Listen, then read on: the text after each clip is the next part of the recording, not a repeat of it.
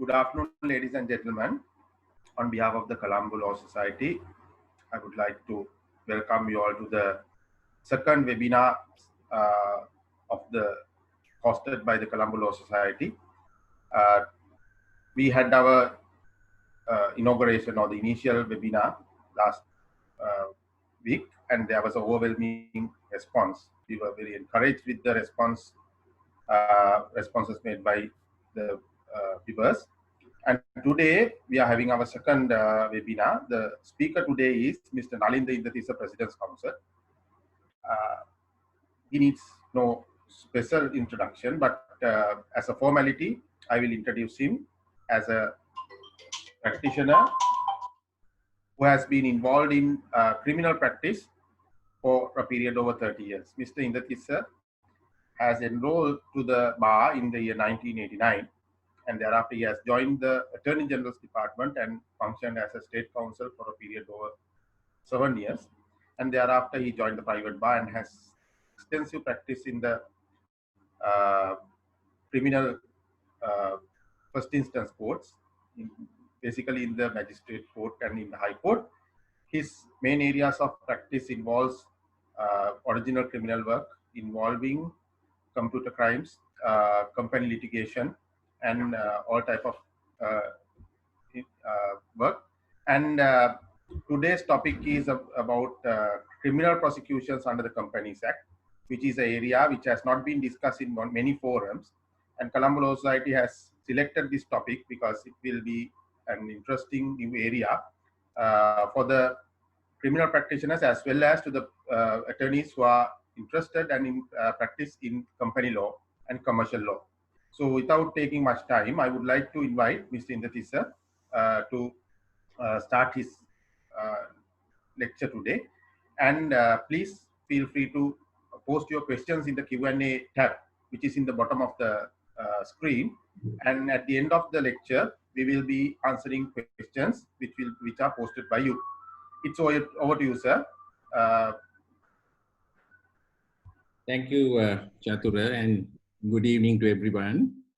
I was happy to receive an invitation from the Colombo Law Society to address on a topic which is not very much used in court, but where there is a topic which has a lot of immense potential for young lawyers to engage in day-to-day legal practice if the act is properly put into practice. Now on the topic criminal prosecutions under the Companies Act, I want to note offences under the Companies Act. There are a number of offences. I think it's about 80 odd offences are found in the Companies Act, which have been created in the new Companies Act. Now, although those offences have been created since 2007, they are hardly being used. I don't see, as a regular practitioner in the Magistrates Court and the High Court, of course, these prosecutions are not generally filed in the High Court. I haven't seen a single prosecution that has been launched under the Companies Act in the Magistrates Court. Now, in regard to the court which has jurisdiction over offences under the Companies Act, I must quickly take you to section 515 of the Companies Act, which gives jurisdiction to the magistrate to summarily try all offences under the Companies Act. All offences under the Companies Act are triable summarily in the Magistrates Court.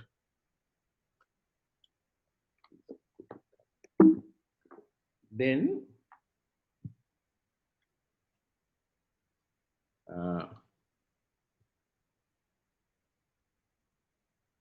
the question is, who can file action in respect of offences created by the Companies Act?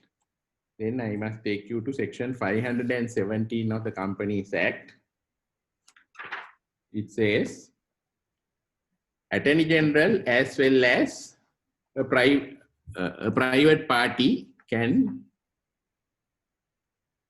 launch a prosecution, institute action under the Companies Act in the Magistrates Court. 517 is very clear. Even a private party can launch a prosecution under the Companies Act. Now, when a private party launches a prosecution, institutes action in the Magistrates Court, private party launches a prosecution in the Magistrates Court, what is the provision that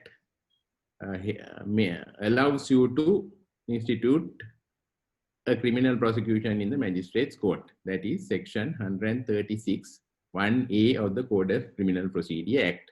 Now, a prosecution instituted under section 136 1A of the Code of Criminal Procedure Act is called a private plaint. Now, you find various types of actions that are being instituted under the Magistrates Court under section 136. This is one of the ways of instituting action in the Magistrates Court. The police file, of course, there's no provision for the police to file action under the Companies Act. There is provision for a private plaint to be filed.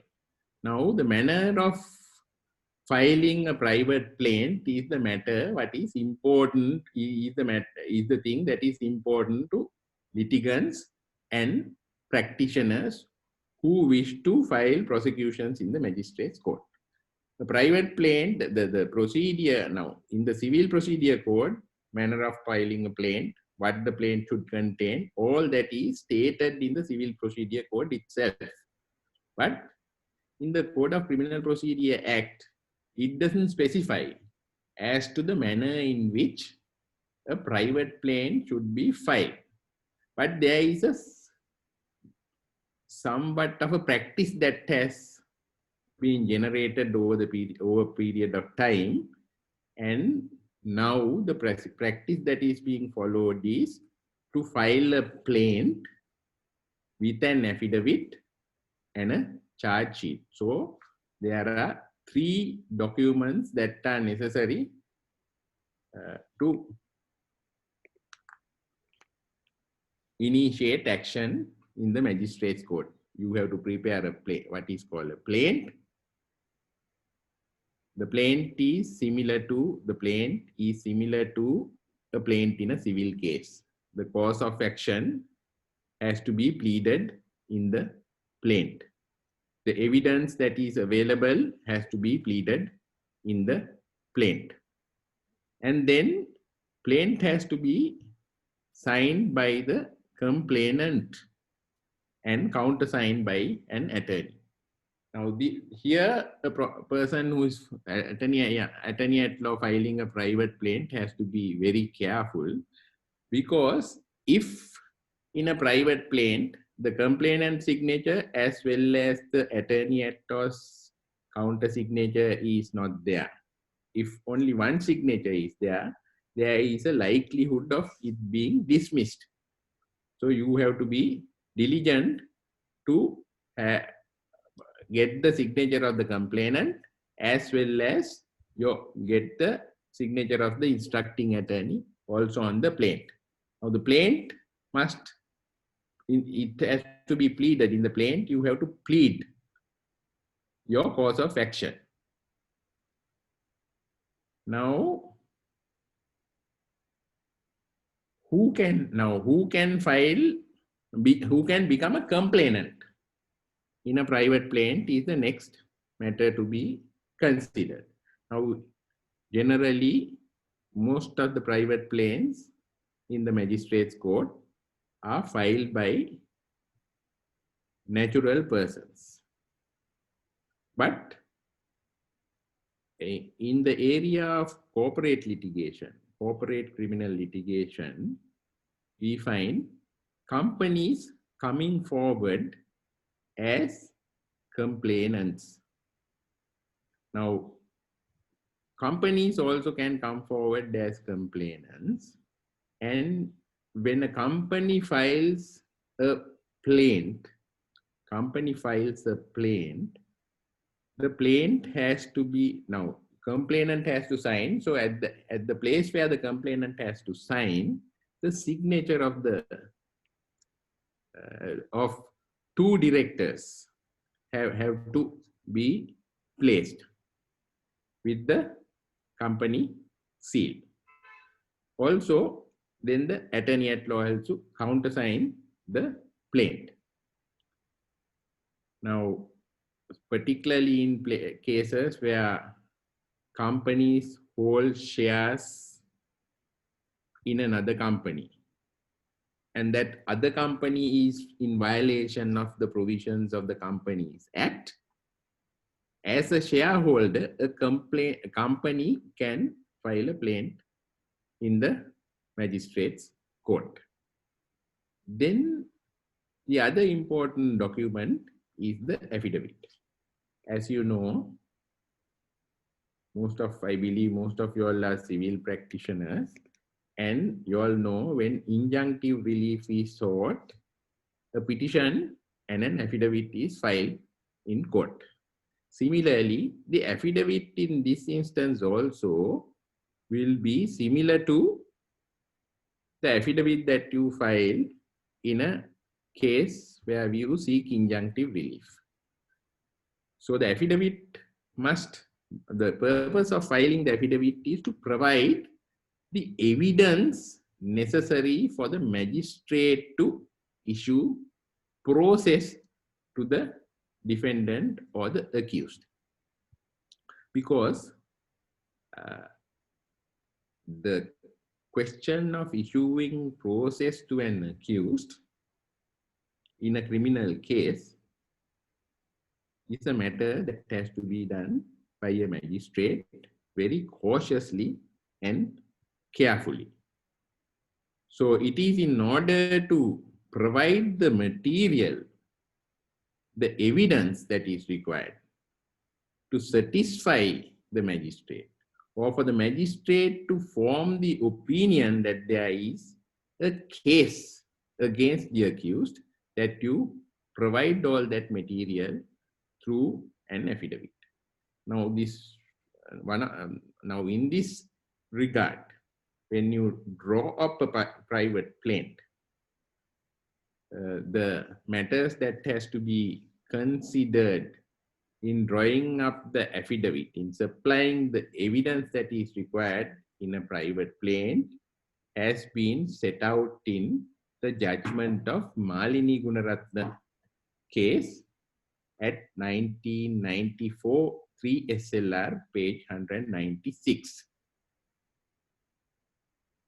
Then also there is another case, Derek Kelly and others versus Yasasiri Kasturiarachchi, reported that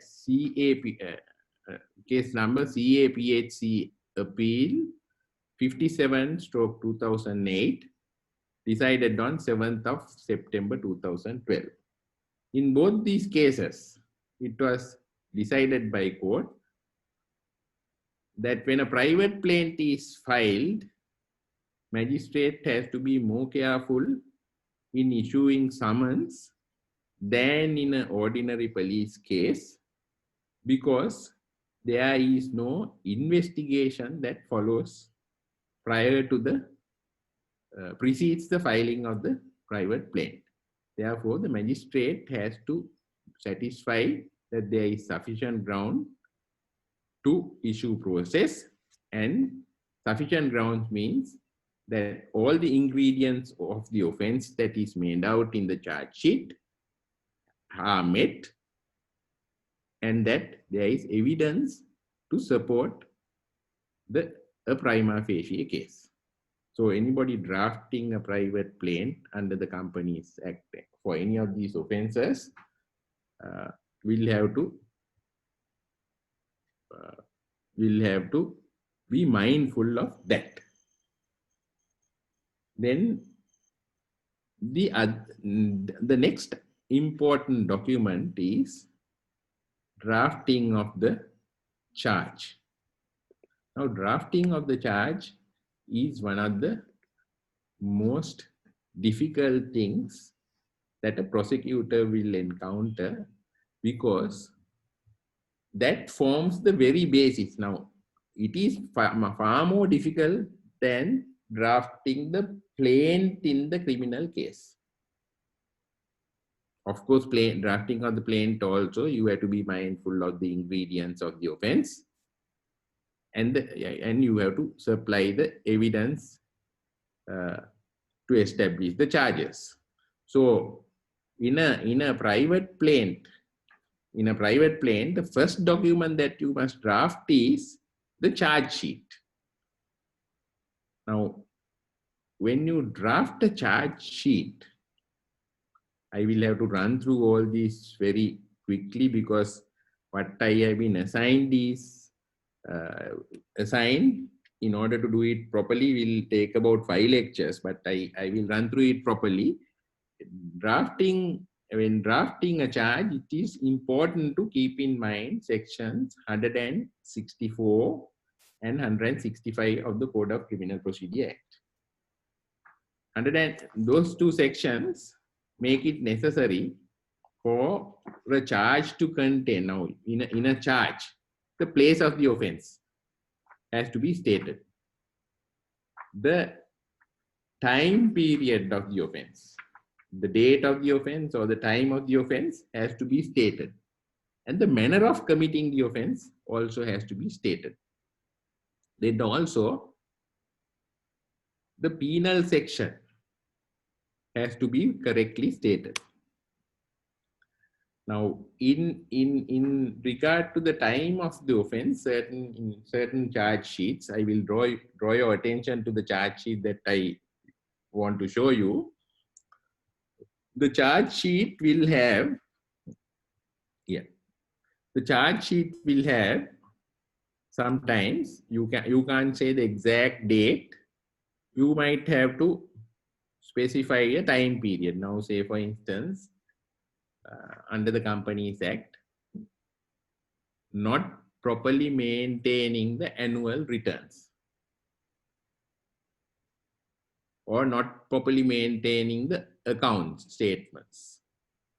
Now, failure to maintain the account statements is an offense under the Companies Act. That is an offense. Account statement, and section 148 subsection 3 creates an offense for failure to maintain the company accounts. The duty of maintaining the accounts is on the financial controller and the board of directors. Now, a shareholder will be prejudiced. I am giving only one or two examples. A shareholder will be prejudiced by the company not maintaining the accounts in compliance with the requirements of the Companies Act.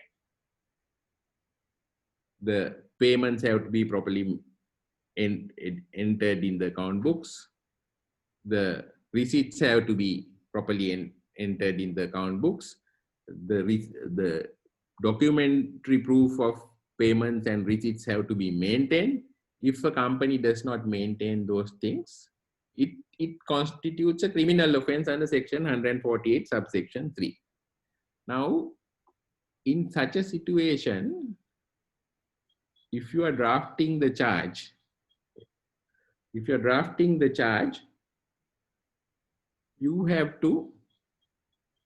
can't give a exact date.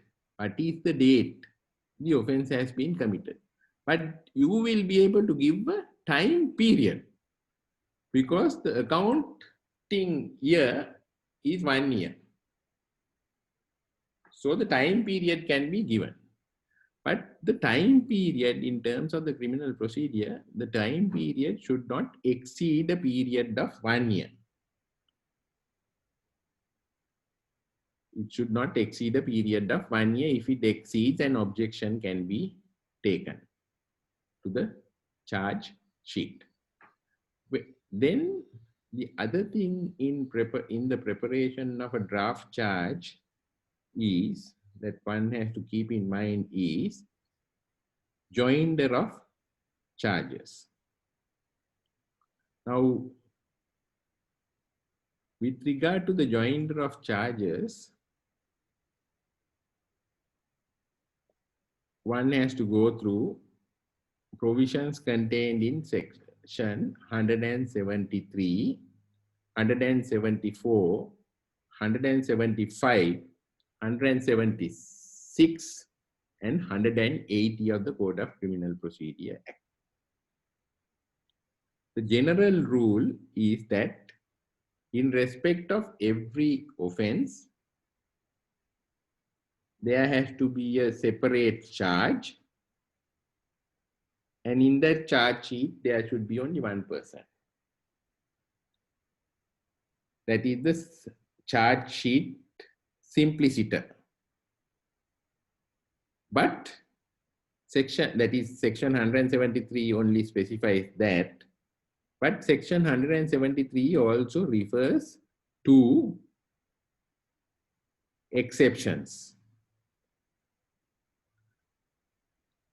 173 refers to exceptions contained in 174, 175, 176, and 180. Now you will see in many cases, although we say only one person should be charged in one case, there are so many people charged in one case. The provision which permits several people who have jointly committed an offense to be joined in the charge sheet is section 180. Section 180 permits several people who have jointly committed an offense to be joined in the same charge sheet and them to be tried in the same trial. Now, if you go back to the charge sheet, which will be distributed to you later, it's not with them, distributed to you later, you will find there are 3 spaces for accused. So 3 people have been joined in this. And then the first charge has a time period where 1st of October 2016, between 1st of October 2016 and 30th September 2017, a period of 1 year. We have not violated the 1-year rule. And we have said the place as Colombo, where the offense has been committed. And first charge is one of conspiracy between 3 people. In this instance, it was 2 directors and another officer concerned with maintaining of accounts. This is a charge, conspiracy to commit an offense under section 511 of the Companies Act. That is maintenance of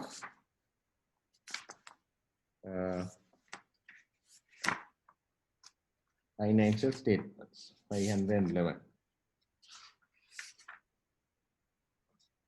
Maintenance of true financial statements.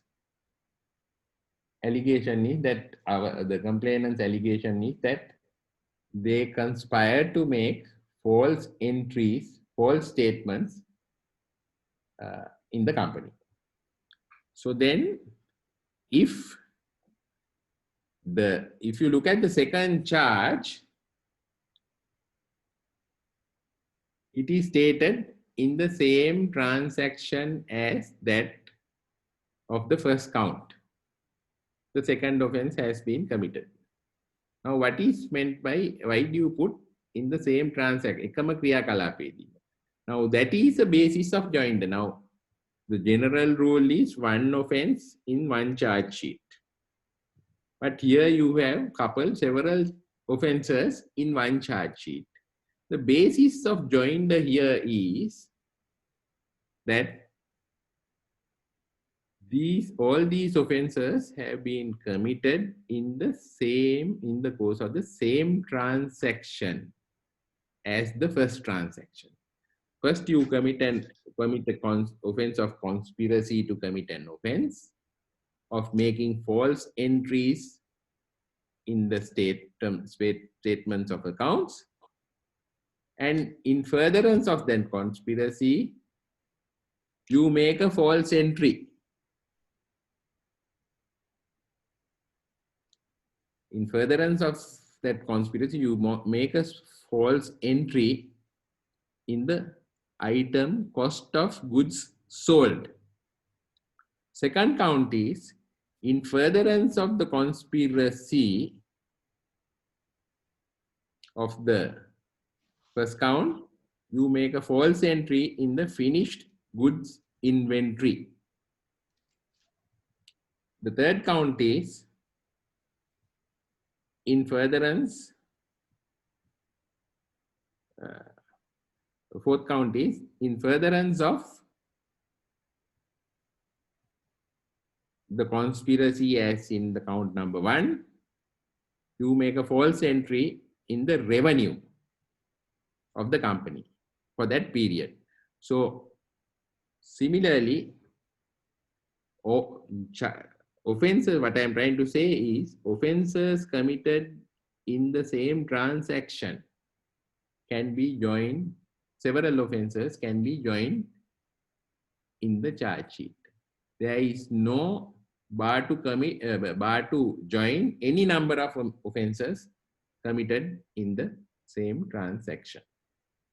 Then you find in the charge sheet, which will be distributed later to you, count number 6. In the charge sheet, count number 6, another conspiracy offense. But this conspiracy offense, if you go through carefully, in that charge, you don't say, no, 7th count. 7th count is the conspiracy offense. In that charge, you don't put it down. In that charge, conspiracy offense, take the conspiracy.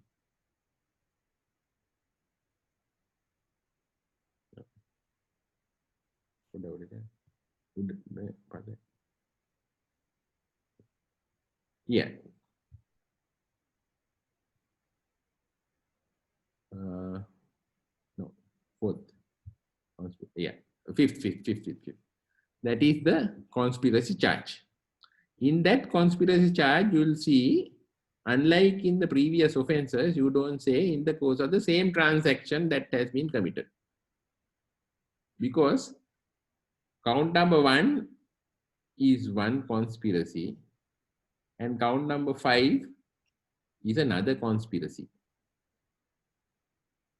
That is, now 2 conspiracies have been included in the charge sheet.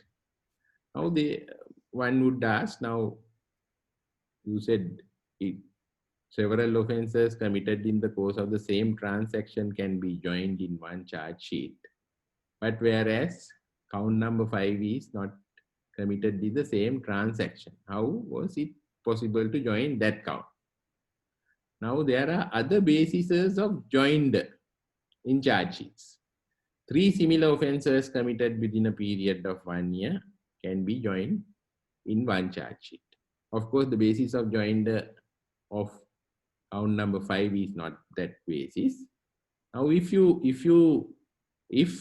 a given set of facts would fall into several offenses, would constitute several offenses. Now, given set of facts can constitute several offenses. Now, if you look at section 511 of the Companies Act and 512B of the Companies Act, it would appear to you they almost speak of the same facts,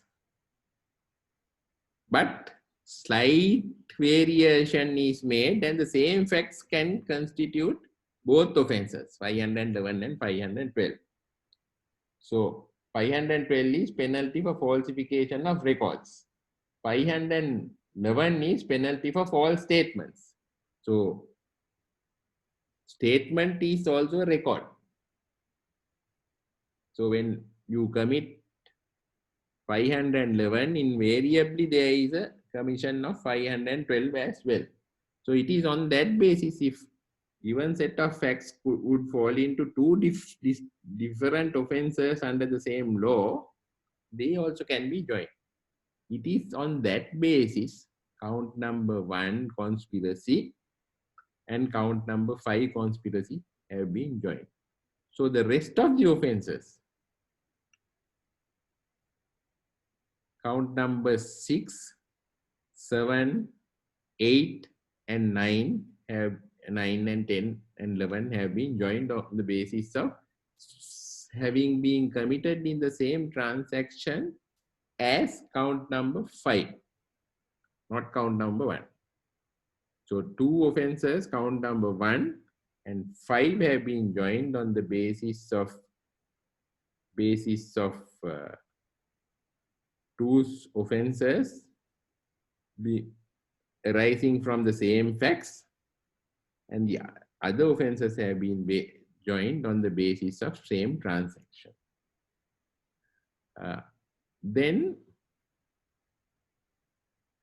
the other matter that has to be considered is, when you now, basically, if I may summarize what I've been saying, under the Companies Act, several offenses have been made out, created, about 80 offenses. There's not enough time for us to take you through all the offenses, but very important offenses, I would say. Common problems that litigants would have is failure of a company to issue a share certificate, section 78, subsection 2. If a person comes to any of you seeking advice that I have bought shares in a company, but I have not been furnished with a share certificate, that is an offense. Within 2 months, the share certificate has to be issued. That is an offense. You ask the registrar, sometimes he will give a very evasive answer. What can you do? As a shareholder, you can file a private plaint, advise the client to file a private plaint. Then failure of a company to permit a shareholder to inspect company records. Now this happens in cases which generally minority oppression kind of situations. When a company shareholder is in the minority, the majority shareholders will try to bulldoze them, the minority shareholders. So if the minority shareholder wants to inspect company records such as the financial statements, articles, certificates of incorporation, then various other documents, profit and loss accounts, they will not permit you to examine those documents. Then in such a situation, it creates an offense. You can advise, rather than going to court, district court, and or the commercial high court, I'm sorry, and trying to get orders there. This is more effective. In fact, we have tried in one case in Mount Lavinia. This is more effective when a person is not permitted to examine the records or issue certificates. It constitutes an offense. We go to the criminal court. Then in order to go to the criminal court, plaint, affidavit and charge sheet has to be prepared. Then when we go there, the benefit you have is In a commercial high court, when the matter is taken, the directors don't have to come personally to the court. They can give a proxy to an attorney at law, appoint a person to represent the company and stay away from court, get involved with their day-to-day affairs, whilst the case is going on in the commercial court. That might go on for about 6 to 8 months. They can continue to violate the rights of some of the shareholders. But in the criminal court, the advantage of filing a criminal action is when a person is summoned to criminal court, he has to come personally. Of course, if the company is made an accused,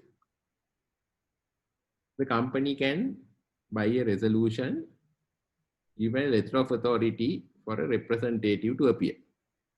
But if the directors or the officers who are responsible for the conduct are made accused, personally, the accused have to come to court. They can't give a letter of authority to people to appear before court.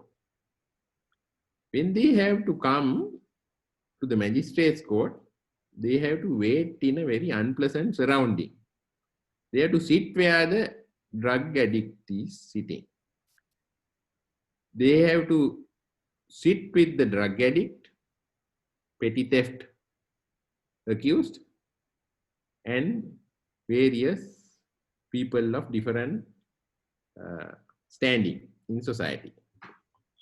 And once bail is ordered in a case, all the accused in cases have to furnish bail to secure their attendance in court. Once bail is ordered, they are put to the remand cell until bail is given.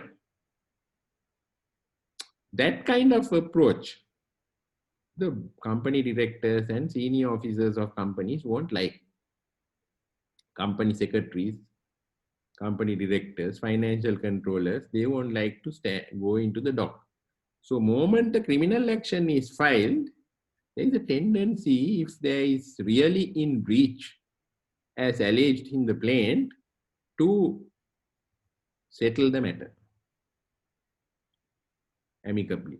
So there is an advantage. You start off with an advantage. So if I may summarize now, plaint has to be prepared. Plaint is similar to a plaint in the district court.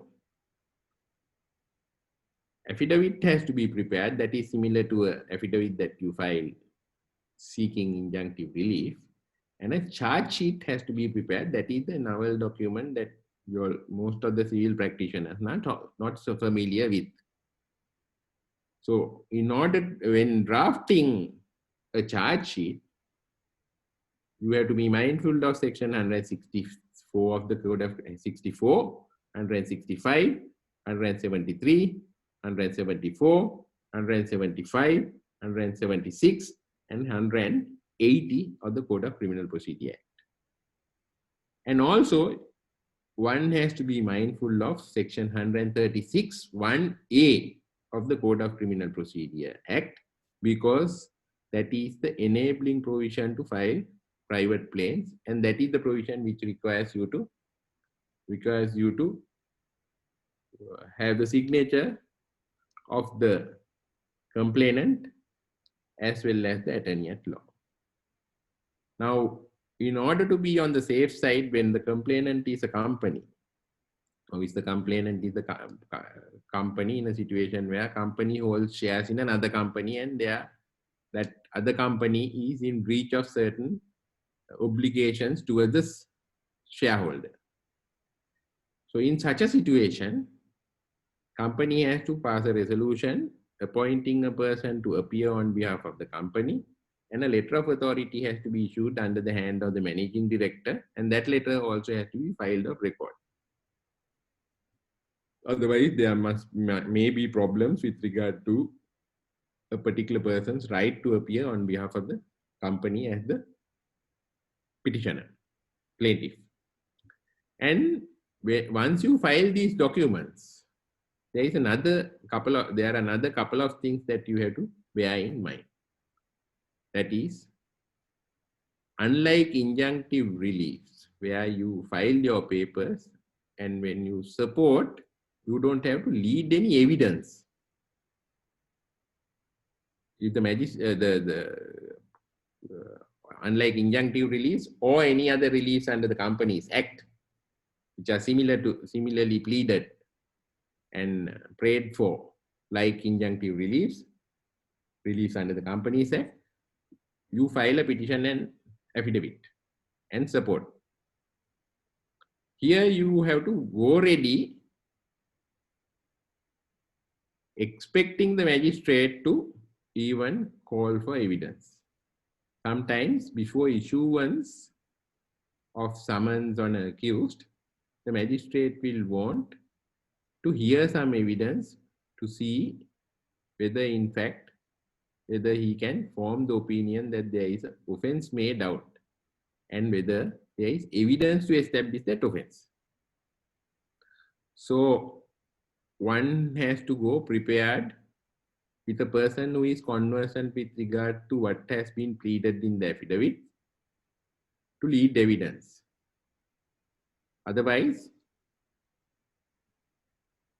one might be taken unawares. When the magistrate calls, yeah, I want to hear some evidence, the person who is before court as the representative of the plaintiff company will not know what to say.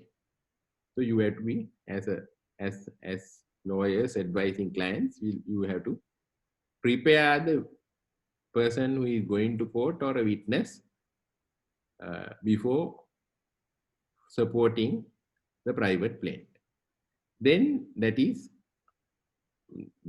you have to be mindful of section 139 of the Code of Criminal Procedure Act also, which is the provision which says that magistrate has to form the opinion that there is a merit-worthy case to issue summons. Then the other matter that has to be borne in mind, which is a common mistake done by most people, which can be very dangerous, is when a private plaint is instituted in the magistrate court and summons have been issued on every day that the case comes up, whether it is calling or trial. The plaintiff or the representative, authorized representative of the plaintiff has to be present in court. Why I say authorized representative is, if a person is present representing the plaintiff without a letter of authority, somebody can take up an objection saying that person being present without a letter of authority is as good as not having the plaintiff in court. And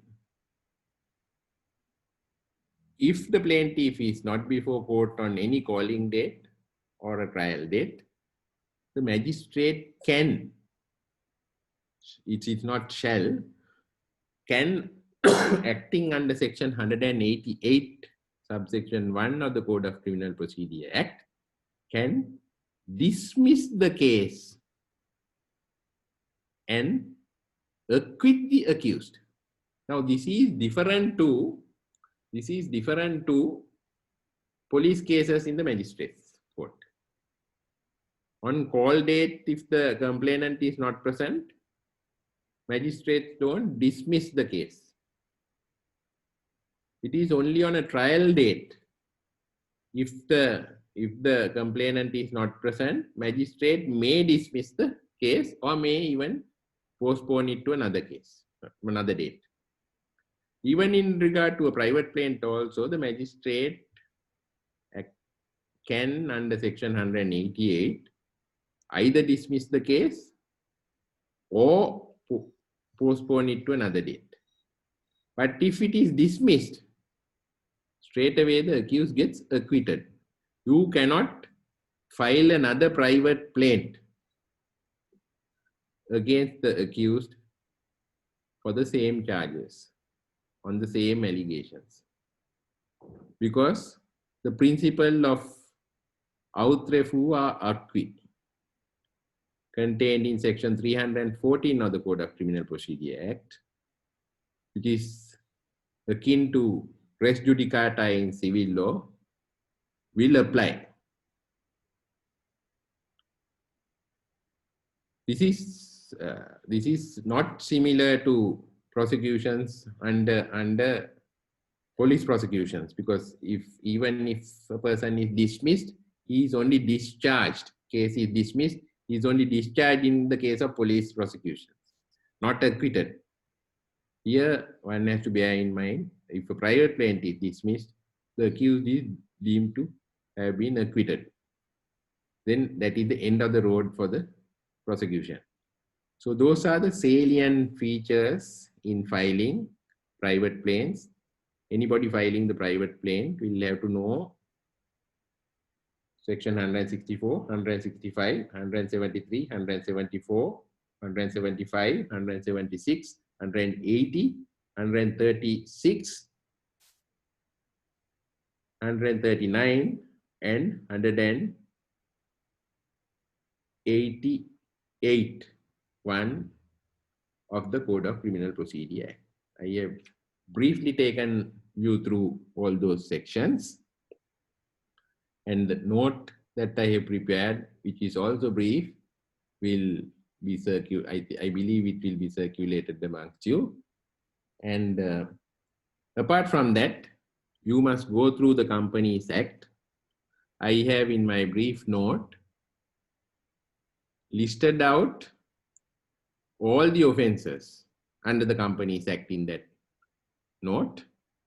So in respect of all those offenses, the manner of drafting a charge has been briefly explained. I know it is not easy to understand within a short period. Of course, you all are most attorneys at law who have gone through this criminal procedure as a subject at law college.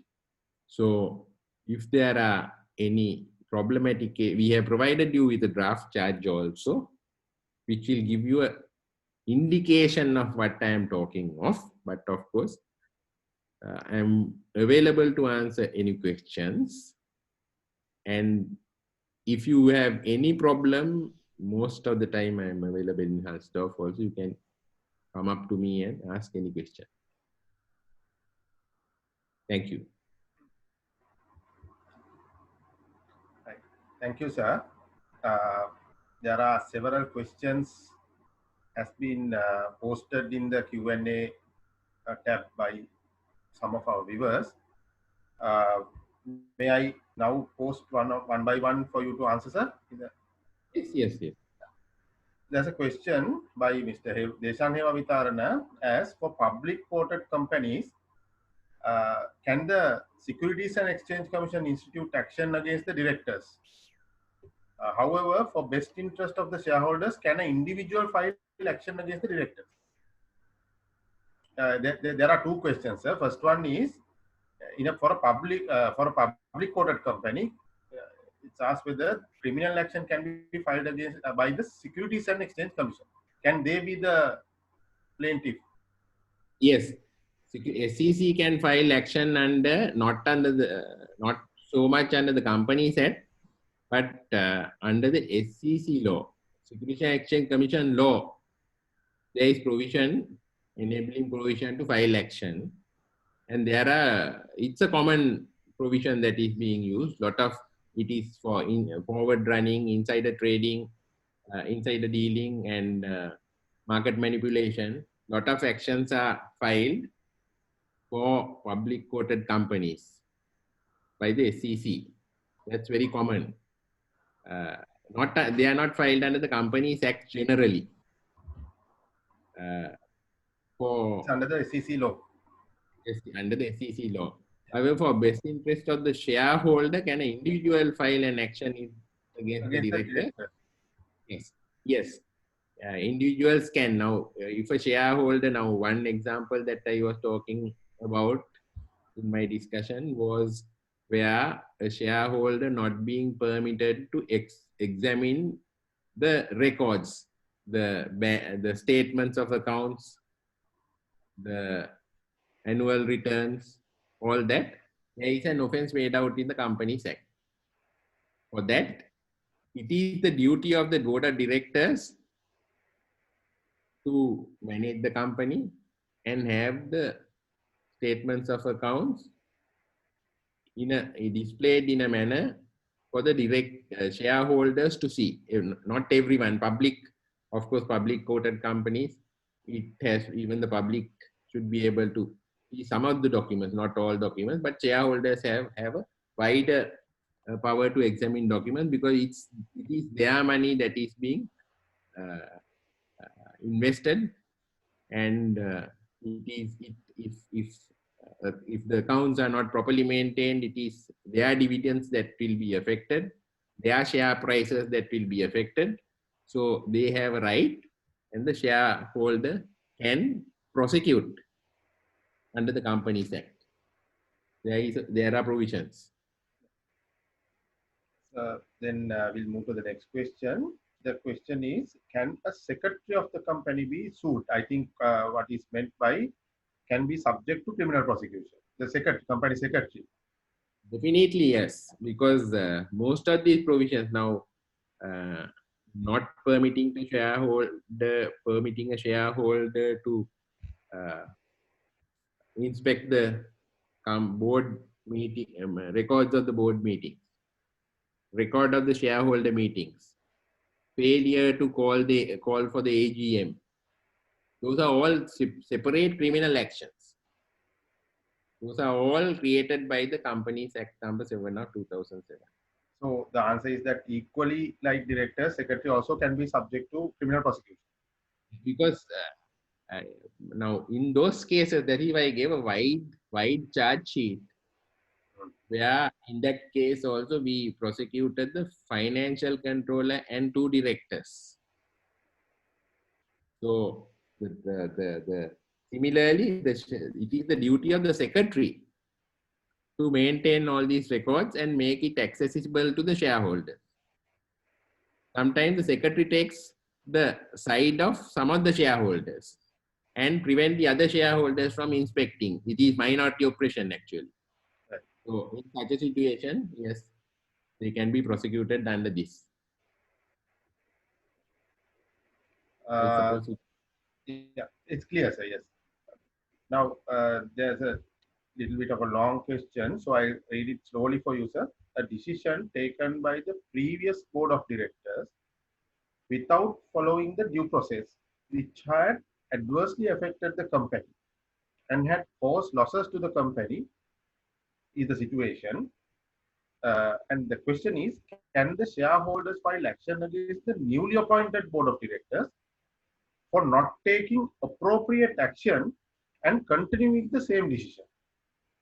There is a little confusion in the question. There has been, as I understand, sir, the question is, there has been an adverse decision which has been taken violating the due process. And after this decision was taken, the board of directors has changed. The question is whether a shareholder can take action against the new board of directors for not following or not taking appropriate action with regard to the previous decision. Yeah. Now, because now the thing is, the decision has been taken by a previous board. The question is whether the subsequent board or the present board is criminally liable for that previous board's decision. Well, that is, we have to look at what the decision is. Without knowing what kind of a decision that they have taken, it's difficult to answer. Now, it's if the company can't go on with their financial situation as a going concern, if a decision still has been taken by the previous board to go on with the business, it's that kind of situation. Even the present board has a duty to evaluate, because that is why the company accounts have to be maintained correctly to depict the correct financial situation of the company. Not if the accounts don't depict the correct financial situation of the company, that itself is an offense where the financial controller and the managing director or the people who sign the financial statements could be criminally prosecuted. So the purpose of having the financial statements in a true and giving the correct picture is for the directors at any given time to decide whether the company has liquidity issues, whether it can go on as a going concern, or whether they have to go for winding up. Now, if the decision has been taken by the previous board, once the present board is appointed, and if they also on the record see that although the previous board has decided to go on like this, the financial situation doesn't permit us to do that. Still, I think you can make out a case. Yeah. At any given, be able to take that decision. Arising from that question, sir, may I ask? It is not. There's no question from the audience, but on curiosity, I'm asking whether now non-following of the procedure or like a non-following of a decision taken by the board of directors, can that be a reason for having criminal liability? Non-following of the procedure. What is the procedure? What can you just, in the articles, if it says in the articles, sir, that if it says the decision must be taken by directors after passing a resolution to sell a property, or likewise, if the due process has not been followed, for example, that they have violated the articles in taking the decision. So in such a situation, is there a criminal liability to those directors? Now, in such a situation, it won't happen just in a watertight compartment, in a compartment. No? Yeah. Now, if procedure has not been followed, in order to do certain things, they have to manipulate the accounts. All right. Okay. Then it gives rise to a criminal liability. That gives rise because managing directors who will hoodwink the kind of non-executive directors or who are not involved, directors who are not involved in the company and can do some transactions with the help of the accountant. They'll juggle with the accounts. When they violate some of these provisions, offenses. So the per se, the procedure, the due process will not be a reason for criminal prosecution per se. Without coupling with the violation in the act, you can't charge. Okay, thank you, sir. Yeah. Next question is with reference to the. Before you go to the next one, I say due process means even maintaining of accounts as per accounting standards is also part of the process. Due process. Yeah. There's another question linked with the previous question, sir. The question is whether the creditor, would a creditor instead of a shareholder has locus standi to prosecute a company or the director? Definitely yes. Definitely yes. Because creditor, now if somebody has not maintained the accounts properly, assets have been concealed of a company, assets have been concealed, payments have been fabricated. Yeah. In order to defraud the creditor, in order that he has locus standi to file an action, criminal action, there are certain provisions where creditor is referred to, and creditor has locus standi to file action. He has to plead that properly in the plaint. Plaint must be, it's like a civil plaint. The proper pleadings must be placed in court. How he gets standi. How liability is created. Next question is, in a charge of failure of a company to let a shareholder inspect records, how does the complainant bring evidence in a prosecution when he is in fact trying to prevent the negative. Yeah. It's a negative. How the negative can be proved? Yeah, good question. Now, then you have to write a letter. You have to create the evidence that is necessary and ask for, on such and such a day, I will come. Please give me these documents. I want to inspect. I am the shareholder, so and so. Hmm. Then they will respond. If they keep quiet, that means they have not allowed you. Yeah. If they respond and say that you come on such and such a date, yes, then we go. But when we go, they might say, no, you can't see these documents. Then we have to immediately write back and say, although I came, you permitted me to see only these documents, but not the others. Specify the documents. And then they have to respond again. So like in that way, you create the evidence and place that material before court in the prosecution. Right. Next question is with regard to what constitutes or the right of inspection. Now, question is whether the right of inspection limits to financial statements, or can a shareholder demand? So, can a shareholder, or rather, the shareholder has a uh, right to peruse uh, financial documents such as general ledger and other accounting documents, or is it limited to financial statements as of a right? I think it is a question that has to be put to a commercial lawyer. Yeah, I think it's more. It's rather than the criminal. It must be answered. I think Mr. Jayasundara will be more competent in answering. So that, yeah. Anyway, sir, I would say, look at the statements. You will not be able to find whether the statement is correct or not without looking at the supporting documents. Right. Shareholder is the owner of the company. Yeah. He has the right to inspect what is happening to his investment. Yes. Correct. So then next question is, now when a criminal action is filed, or rather a criminal prosecution is being instituted in the magistrate court, can it be settled among the prosecution and the respondents? Can that be done, or rather accused? That is also a very, very good question. Of course, what happens is settlements are entered. Now, what can be settled is stated in the criminal procedure. Oh, yeah.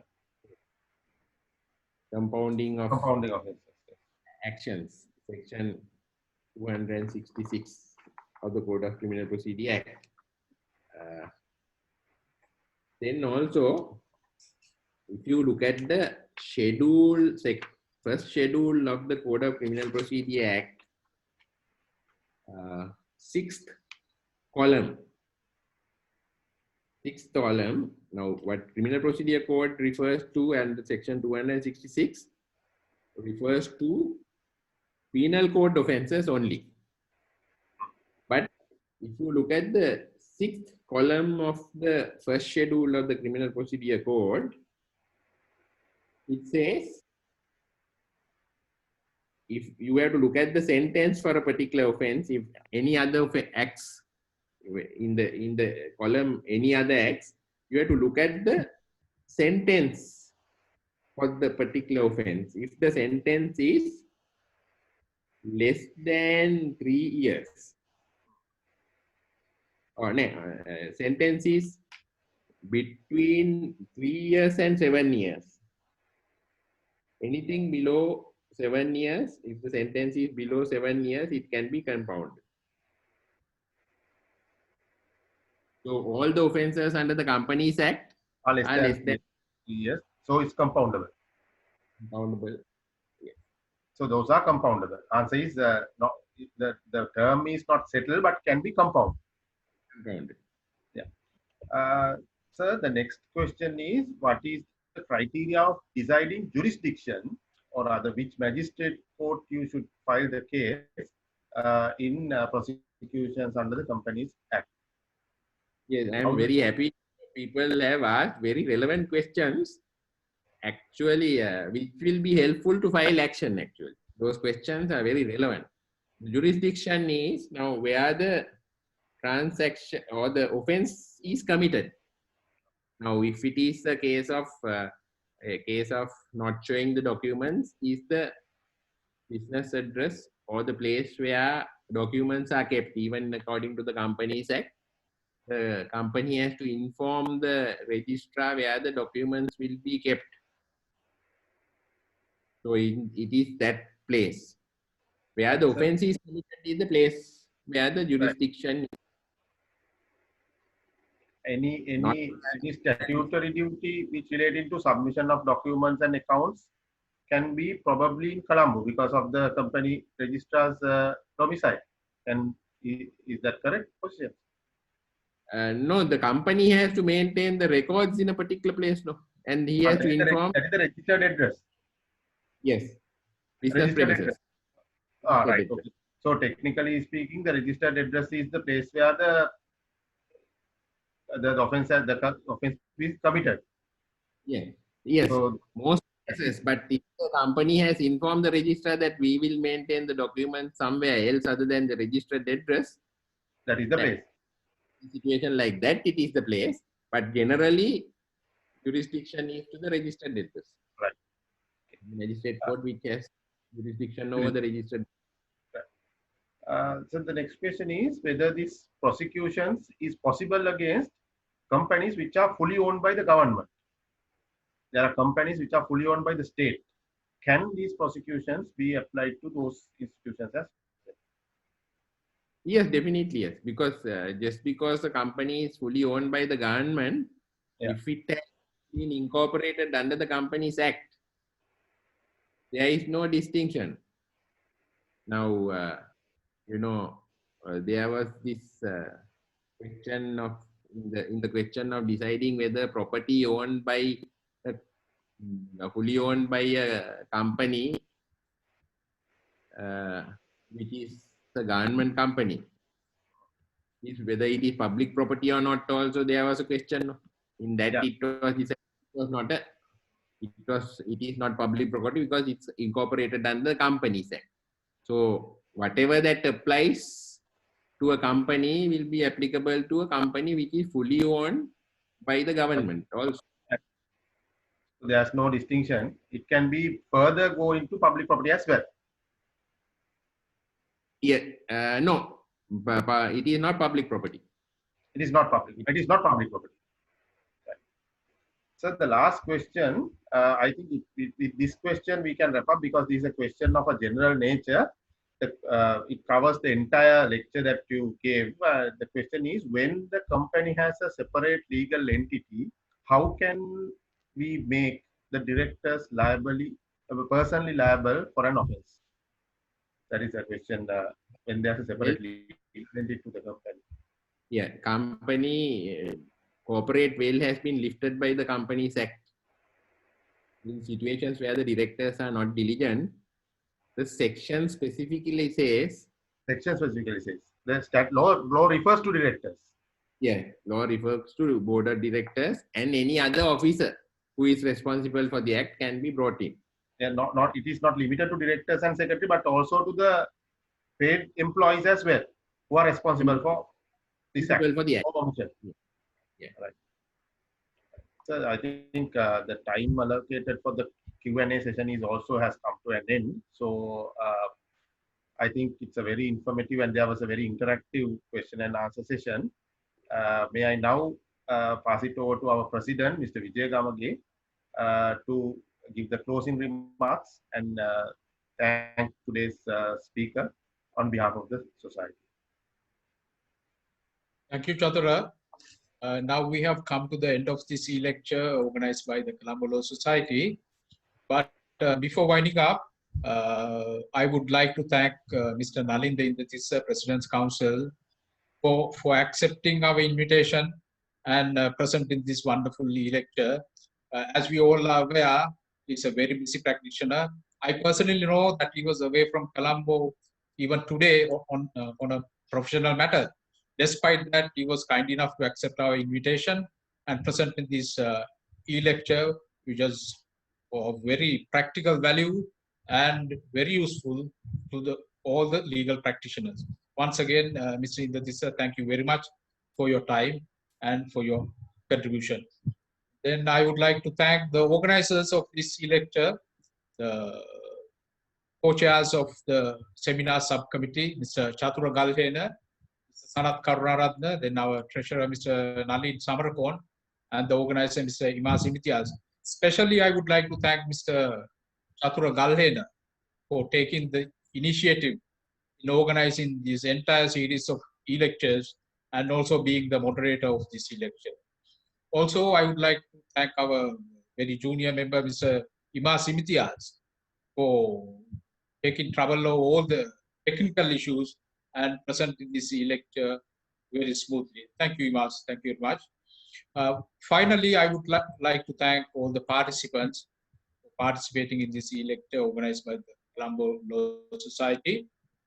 We will be having these e-lectures on every Friday evening at 5 o'clock. So I invite all of you to join with us on next Friday as well for a e-lecture organized by the Colombo Law Society. Good night. Good night.